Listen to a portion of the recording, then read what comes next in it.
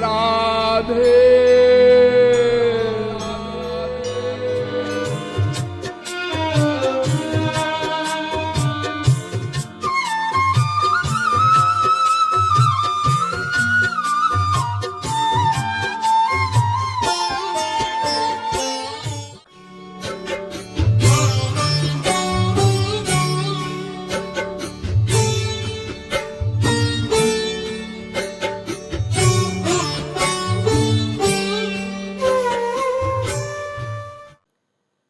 प्रेम का अर्थ होता है जिसमें हम अपने प्रियतम श्याम सुंदर के सुख को ही अपना सुख माने, और जहां मांगते हैं हम वो फिर प्रेम नहीं, वो काम है। इसीलिए श्रीमद् भागवत में जिस समय नृसिंह भगवान ने प्रहलाद से कहा कि बेटा कुछ मांग, तो प्रहलाद ने क्या कहा? यस्त आशीष आशास्ते न सभृत्यः स वै वणिक। भागवत के 7वें स्कंद के 10वें अध्याय का 4था श्लोक। यस्त आशीष आशास्ते, जो दास अपने स्वामी से कुछ मांगता है, न सभृत्यः स वै वणिक, वो दास नहीं व्यापारी है। क्योंकि असली प्रेमी तो होता है तत् सुखे सुखित्वम, जो भगवान के सुख में ही सुख माने वो असली प्रेमी, जो गुरु के सुख में ही अपना सुख माने वो असली शिष्य। हमें भगवान से कैसा प्यार करना चाहिए, इसकी शिक्षा हमको चातक पक्षी से लेनी चाहिए। तुलसीदास जी कहते हैं, जाचह 12 मास पिए पपीहा स्वाति जल। ये चातक 12 महीने अपने प्रेमास्पद स्वाति के बादल से प्यार करता है, स्वाति नक्षत्र की बूंद पीता है, इसलिए प्रार्थना करता है स्वाति के बादल से कि मुझे पानी दे दो। 12 महीने वो प्यार करता है। और हम लोग जब जब मुसीबत आई तब तब मंदिर भागे, और जब मुसीबत टल गई, भाई आजकल आप सत्संग में नहीं आते, मंदिर में नहीं आते जी टाइम नहीं मिलता। कितनी जल्दी बदल जाते हैं हम लोग। चातक अपने प्रेमास्पद के व्यवहार को नहीं देखता, और हम लोग अनुकूल व्यवहार की आशा रखते हैं। हम मंदिर गए, मस्जिद गए, किसी संत के पास गए, हमारे घर में चोरी हो गई तो हम दोबारा मंदिर नहीं जाते। लेकिन चातक का प्रेम देखिए, पविपाहन दामिनी गरज, झरी झकोरी खरी खीजी, दोष न प्रियतम रोष लखी, तुलसी राग ही रीझी। तुलसीदास जी कहते हैं कि बेचारा चातक 12 महीने स्वाति नक्षत्र से प्रार्थना करता है, मुझे स्वाति नक्षत्र की बूंद दे दो, मैं प्यासा हूं, मुझे पानी दे दो। लेकिन बादल क्या करता है? गरजता है, वज्र तक गिरा देता है उसके ऊपर। लेकिन चातक बादल के गरजने पर भी बलिहार जाता है, बुरा नहीं मानता। यानी वो अपने प्रेमास्पद के हर क्रिया पर प्रसन्न रहता है। इसलिए असली प्रेमी अपने प्रेमास्पद के व्यवहार को नहीं देखता। आप लोगों ने सुना होगा कि जब महाभारत का युद्ध प्रारंभ होने जा रहा था, दुर्योधन और अर्जुन दोनों भगवान श्री कृष्ण के पास सहायता मांगने के लिए गए। तो भगवान ने कहा कि देखो, एक और मेरी 18 अक्षौहिणी नारायणी सेना शस्त्र के साथ रहेगी और दूसरी ओर मैं अकेला बिना शस्त्र के रहूंगा। तुमको क्या चाहिए? दुर्योधन ने तुरंत कहा, महाराज हमें वहां आपकी पूजा थोड़ी करनी है, हमको तो आप अपनी 18 अक्षौहिणी सेना, नारायणी सेना शस्त्र के साथ दे दीजिए।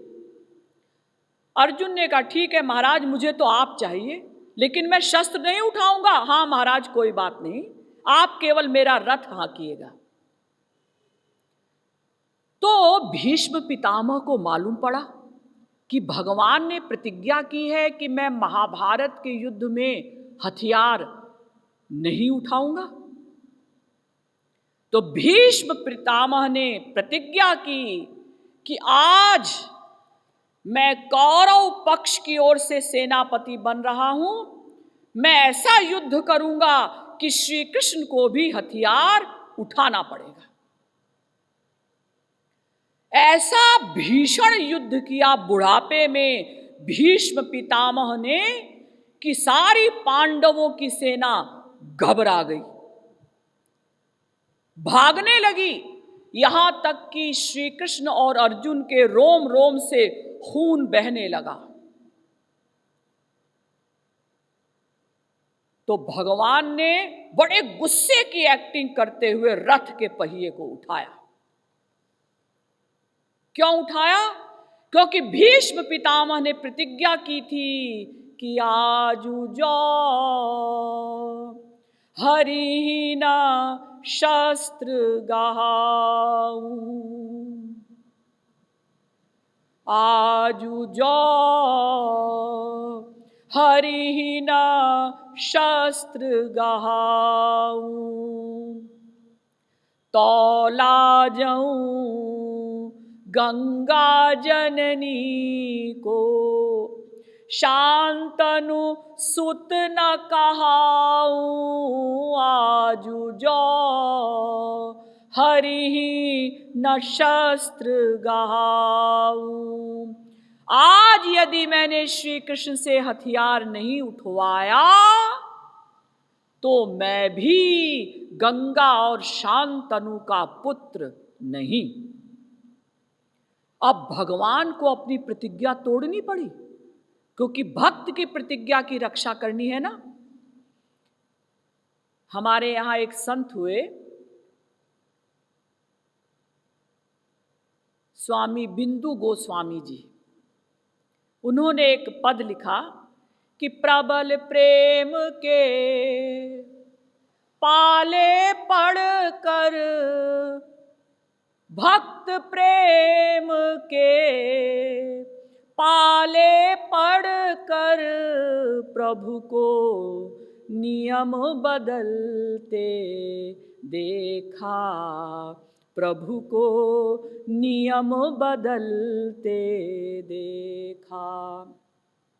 अपना मान टले टल जाए, अपना मान टले टल जाए, पर भक्त का मान न टलते देखा, प्रभु को नियम बदलते देखा।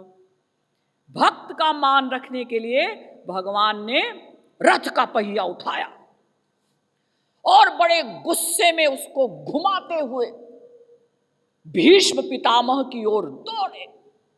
आंखें लाल हैं, छाती तनी हुई है, दांत पीस रहे हैं, पूरे गुस्से की एक्टिंग। जब इस रूप में देखा भीष्म पितामह ने तो उनकी आंखों से आनंद के आंसू बहने लगे, वो हंसने लगे। तो जब भीष्म पितामह हंसने लगे तो भगवान को अपनी प्रतिज्ञा याद आ गई और रथ के पहिए को वहीं छोड़कर खड़े हो गए। भीष्म पितामह ने हाथ जोड़कर कहा, आइए आइए, रुक क्यों गए, मुझे मारिए। यानी असली प्रेमी अपने प्रेमास्पद के हर व्यवहार पर बलिहार जाता है। इसीलिए तो चैतन्य महाप्रभु ने भगवान श्री कृष्ण को चैलेंज करते हुए कहा था कि आश्लेषवा पादरतां पिनष्टु मामदर्शनान्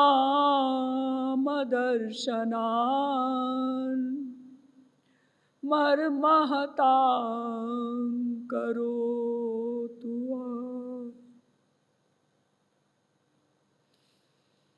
यथा तथा वा विदधातु लंपटो मत्प्राण नाथस्तु सएव ना परः। हे लंपट श्याम सुंदर, आप हमारे साथ 3 प्रकार का व्यवहार कर सकते हैं। हम अनादिकाल से आपके प्यार के प्यासे हैं, तो चाहे तो आप हमारा आलिंगन कर लीजिए और चाहे तो ऐसे उदासीन हो जाइए जैसे आप हमें जानते ही ना हो, उदासीन होकर तड़पाते रहिए, और चाहे पैरों से ठुकरा दीजिए। लेकिन हे श्री कृष्ण, हमारा चैलेंज है, तुम्हारे किसी भी व्यवहार से, क्रिया से हमारा प्यार रुकेगा नहीं, कम नहीं होगा, बल्कि दिन प्रतिदिन बढ़ता ही जाएगा। इसीलिए श्रीमद् भागवत में जिस समय भगवान श्री कृष्ण ने कालिया नाग को नाथा, कालिया नाग पर नृत्य किया और उनके समस्त शिरों से, फनों से खून बहने लगा, उस समय कालिया नाग की स्त्रियों ने कहा था, क्रोधो पीते नुग्रह एव सम्मतः। भागवत के 10वें स्कंद के 16वें अध्याय का 34वां श्लोक। हे श्री कृष्ण, आपका क्रोध भी कृपा ही है। हमारे श्री महाराज जी ने एक भजन बनाया है कि प्राण धन जीवन कुंज बिहारी, तुम तो रहे सनातन हमरे, हूँ रही तिहारी। प्राण धन जीवन कुंज बिहारी, उर लगाए भुज भरी हरि चाहे, पूर्वहु आस हमारी। प्राण धन जीवन कुंज बिहारी, और चाहे मोही तड़पाऊ मोरी मुख, पग ठुकराऊ मुरारी। प्राण धन, चाहे आप हमारा आलिंगन करिए, चाहे उदासीन हो जाइए, चाहे पैरों से ठुकरा दीजिए, जिसमें आपको सुख मिले आप वैसा करिए। जे ही विधि पीऊ सुख पावु करिया सोई, मोह सोई सुख भारी। प्राण धन जीवन कुंज बिहारी, और यह कृपालु है रीति प्रीति की, निज सुख चाहा व्यापारी। प्राण धन जीवन कुंज बिहारी, यानी हमें भगवान या किसी संत के व्यवहार को नहीं देखना है। कभी कभी संत भी टेढ़ा मेढ़ा व्यवहार करते हैं, भगवान भी टेढ़ा मेढ़ा व्यवहार करते हैं। एक बार दुर्वासा जी पूरे इंडिया में घूमे, चौराहे चौराहे पर बोलते हुए, कोई मुझे गुरु बना लो, कोई मुझे गुरु बना लो, कोई मेरा शिष्य बन जाए। अब जो सुने वही हंसे, हे देखो बाबा जी को, इनको गुरु बनने का शौक सवार हो रहा है। ऐसा करते करते वो भगवान की नगरी द्वारिका भी पहुंच गए। वहां भी उन्होंने वही नारा लगाया। तो कुछ लोग उनका शिष्य बनने के लिए आए। दुर्वासा जी ने कहा, देखो एक शर्त है, अगर कोई भी गलती तुमने मेरी सेवा में की तो मैं शाप दे दूंगा। अब लोग डर जाते, अरे भाई ये तो दुर्वासा जी हैं, शाप दे भी सकते हैं। फिर वो भगवान के महल के सामने खड़े होकर बोले, कोई मुझे गुरु बना लो, कोई मेरा शिष्य बन जाए। तो कुछ लोगों ने आकर भगवान से कहा, महाराज दुर्वासा जी आए हैं और वो कहते हैं कि कोई उनका शिष्य बन जाए, कोई उनको गुरु बना ले। हैं? दुर्वासा जी आए हैं? भगवान नंगे पैर दौड़े, जाकर दुर्वासा जी को प्रणाम किया। दुर्वासा जी ने कहा, तू कौन है? देखिए कैसी एक्टिंग। भगवान ने कहा, मैं कृष्ण हूं। तो मेरे पैर क्यों छू रहा है? आपने कहा है ना कि कोई आपका शिष्य बन जाए तो मैं आपका शिष्य बनूंगा। जा जा, तू क्या शिष्य बनेगा? राजसी ठाट बाट में रहने वाला, ऐशो आराम में रहने वाला। हाँ महाराज, मैं आपका शिष्य बनूंगा, मेरी परीक्षा लेकर देख लीजिए। दुर्वासा जी ने कहा, परीक्षा तो लूंगा ही, मैं ऐसा बाबा नहीं हूं कि लाइन की लाइन खड़ी कर दी, कान फूंक दिए, शिष्य बना ली।